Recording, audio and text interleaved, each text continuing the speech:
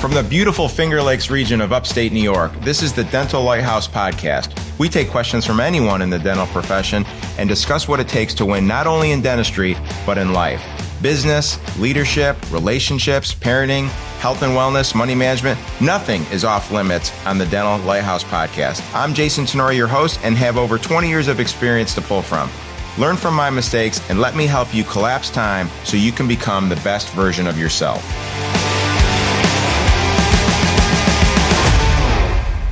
Yo, Dr. Jason here, Dental Lighthouse Podcast. Happy Friday. Welcome back. I'm excited about unpacking this part of the book for you. Let's call it part 2. So let me take you into my barn, my workout area this morning. It's 5:45 and Fridays are deadlift days, right? So I'm standing over a fairly heavy loaded barbell. I'm working through the Jim Wendler 5-3-1 program. And the last set is what we call an AMRAP, or as many reps as possible. Based on how I felt that morning, a little tired because I was out late at a lacrosse trial the night before. I was a little cranky. I didn't sleep great. I figured for this final set, I might get 7, maybe 8 reps, right? Here's the deal. I got 14. I'm like, what? What just happened? 14? Are you kidding me? So here's the question. Standing over that bar at 5:45 in the morning, did I try to get 14? No. I tried to do the minimum, to be quite honest with you, based on how I was feeling. And I couldn't have tried my way to 14 reps if my life depended on it. The number was already in the bank before I even touched the bar. It was paid months ago. It was paid through many, many Fridays of showing up when I didn't feel like it and doing the work. It was paid for on days where nobody was watching, where I was fanatically consistent with getting up, putting on my deadlift shoes, throwing on the belt. So this morning I didn't try to get maximum reps. I really cashed a check that I've been writing for a long, long time. And that's kind of where part 2 of the power of change lands. So let's rewind the tape a little bit. So where are we? Last week we talked about part 1. We said that change starts with identity. Said Pastor Craig's way, who, not do. Okay, but once you know who you want to become, how do you actually get there? And most of us answer that question with one word: we try. And that's why I love part 2 of Groeschel's book. It's going to take that word out and take it to the woodshed and just crush it. Because here's the thesis, and I want you to write this down, either mentally or metaphorically, or if you're, keeping tabs in a notebook. You will never try your way to lasting change. You have to train your way there. So it's train, not try. Trying and training are not the same thing. They're not even distant cousins. And the gap between them is the gap between the person you keep failing to become and the person that you actually become. So this is why the Groeschel's writings resonate with me so much. Groeschel builds this beautifully. And let me walk you through it. He starts by going after goals. And this one stings a little bit because we all love a good goal. We all love the New Year's resolution. We all love the new goal. We all love the big vision board. And Groeschel's point isn't that goals are bad. It's that goals are basically useless without a system to get you there. A goal is a destination. It's a finish line. It tells you where, but it tells you nothing about how you become the person who arrives with the ability to reach that goal.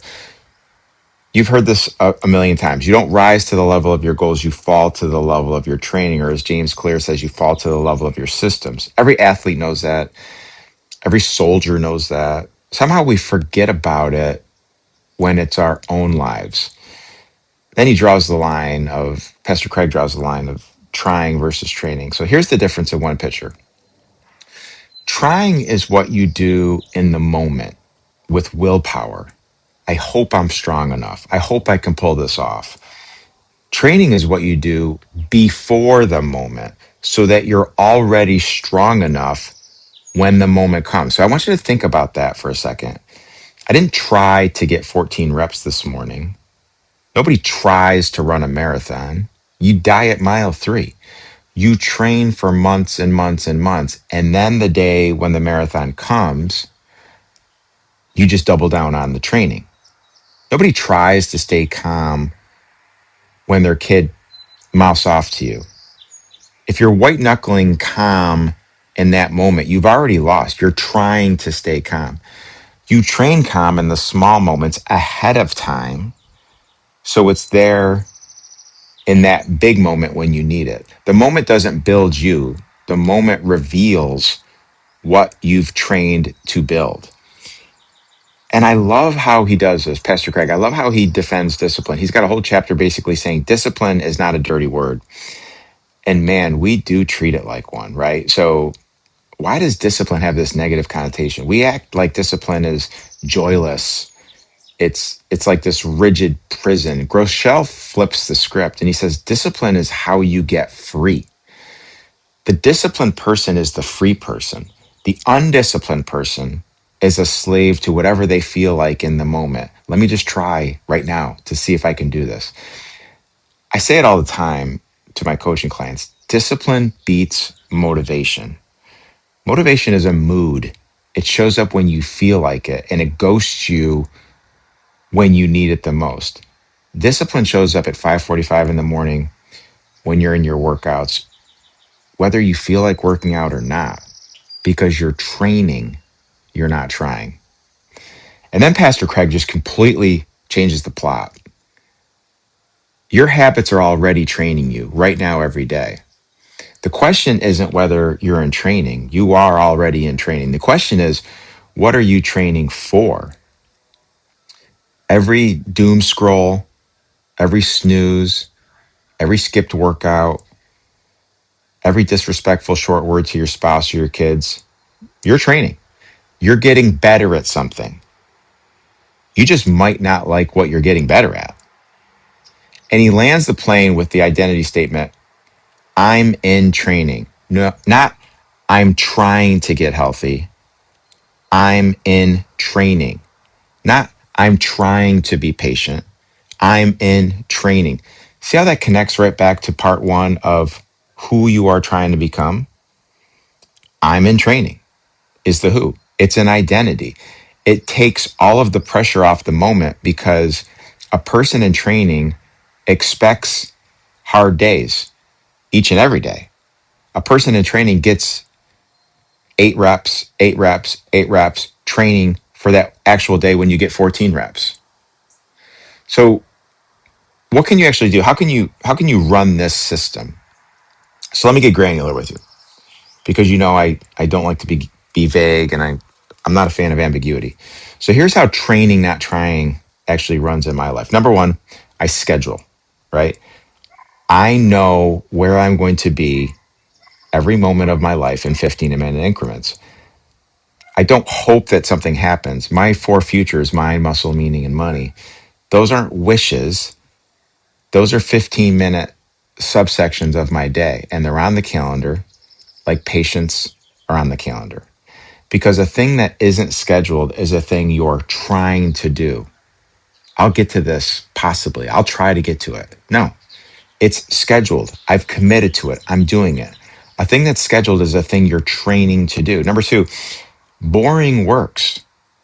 Let me say that again because it's not the least sexy truth in personal development. Be boring. It works. The training is boring. The same list every time. The box breathing, the meditation, the deep breaths before you respond, the sitting in the gap, the reading the chapter every single day. People are always chasing this exciting hack, this biohack, this productivity, this new program. I want to shake them to their core and say, the boring things you actually repeat that you're fanatically consistent with beats exciting that you'll quit in a week. Every single time that happens. Number 3, I eat the frog first thing in the morning. The hardest, most important thing that I do every morning, the training thing I do every morning, is the one that's going to take me the most willpower. And I want to tackle it when I'm freshest, when I have the most energy, and when I'm not drained.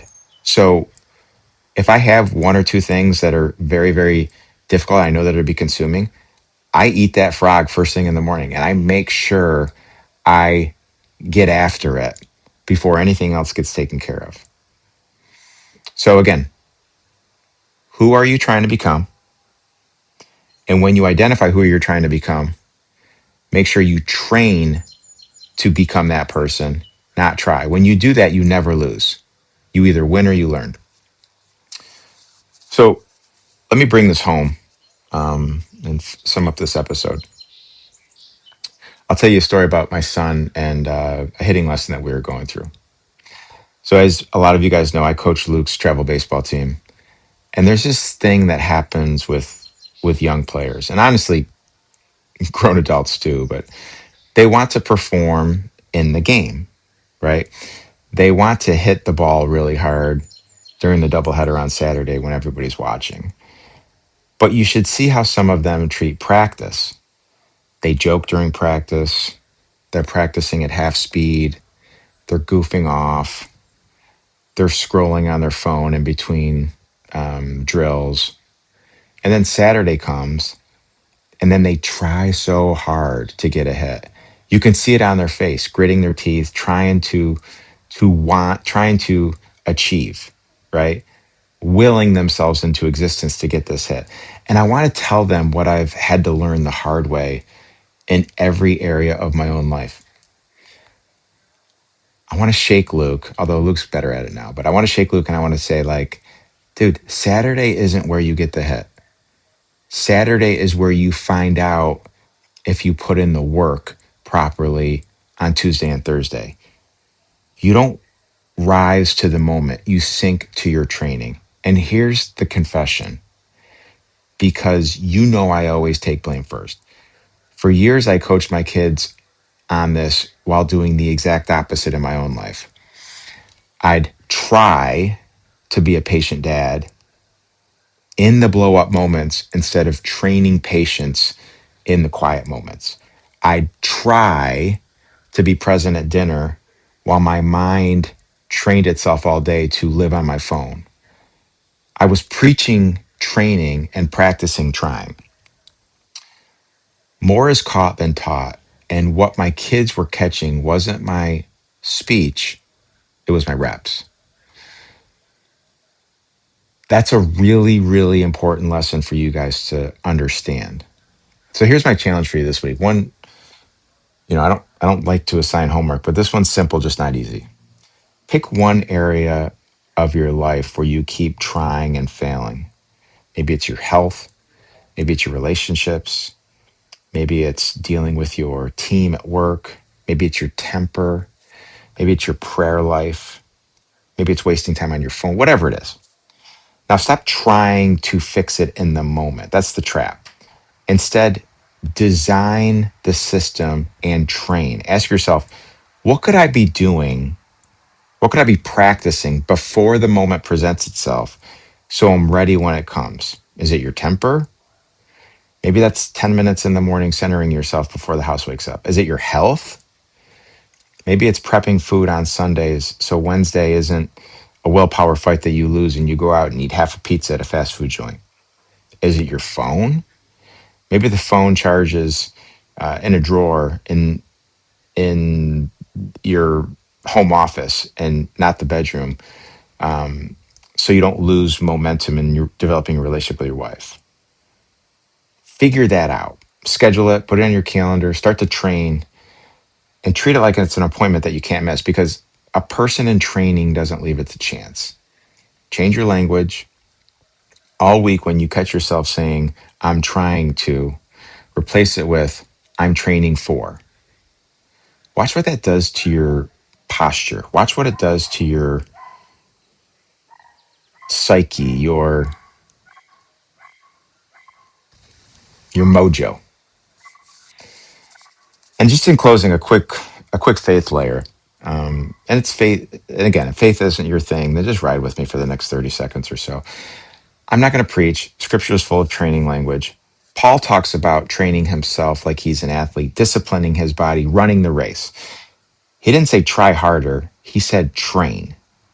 And here's the beautiful part. Even our spiritual goal, our spiritual growth isn't like a white knuckle try. It's training.